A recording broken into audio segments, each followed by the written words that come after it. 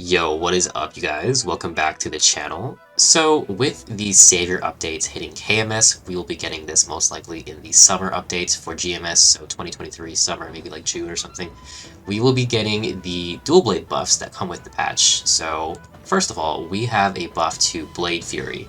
Blade Fury's number of attacks is going to go from 4 to 5, so instead of 8 hits, since it's double of that with Mirror Image, we will be getting 10 hits. So if you were having troubles one-shotting with Blade Fury, that is a humongous quality of life update for the less funded dual blades, or people who are just starting off maining dual blade. Not only that, but Phantom Blow, our bossing skill, is going to be increased from 315 to 330. So currently you can see mine is 318 with the, decent combat orders from my hyper. Decent combat, yeah, so it increases my skill by 1, so it's technically 31. Yeah, so mine's a little bit off, but yeah. Phantom Blow is getting a buff from 315 to 330. That is going to increase our DPS by a huge amount since we are kind of on the weaker side for our typical bossing skill, besides, Blade Fury and Blade Tornado. We are also getting a little buff to Flashbang, which is the little debuff that we apply before we burst. So it's going from 60-second cooldown to 30-second cooldown. That is going to be cut in half. Duration has also increased by 10 seconds, so it's going from 50 seconds to 60 seconds as a debuff. And the skill has been improved so that the duration is not going to decrease on boss monsters. So it says right here, also works on bosses for half the duration.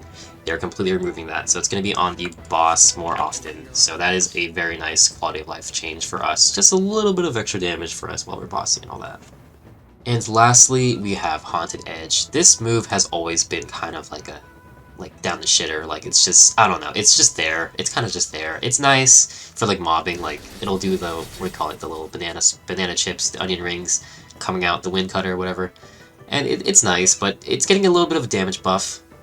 So the damage is increasing from 620 to 950, and the sword slash damage is increasing from 820% to 1000%. And then the Yaksha, the damage has increased from 810 to 860. Now my absolute favorite buff for the dual blade buffs during Savior is Hidden Blade, or as we call it, Blade Clone in the global MapleStory translation. So this move is going to get buffed. So you know how it's usually a cooldown? They're completely removing the cooldown. It's going to be literally, you can put it on your pets if you want to have it auto-casted. And it's not only is it going to be, the cooldown going to be removed, but it's actually getting a huge damage buff. So usually it gives you a 140 bonus damage buff, but it's going from 140 to 240. The duration has been increased from 60 to 90 seconds. The cooldown's removed, of course. The skill has been improved so that it is registered as a pet auto buff, since it's, there's no cooldown in it. And it fixed an issue where the additional attacks did not activate on Haunted Edge. So apparently that was a thing. I don't think anyone even knew about that, but yeah, apparently Haunted Edge did not, proc the Hidden Blade or Blade Clone.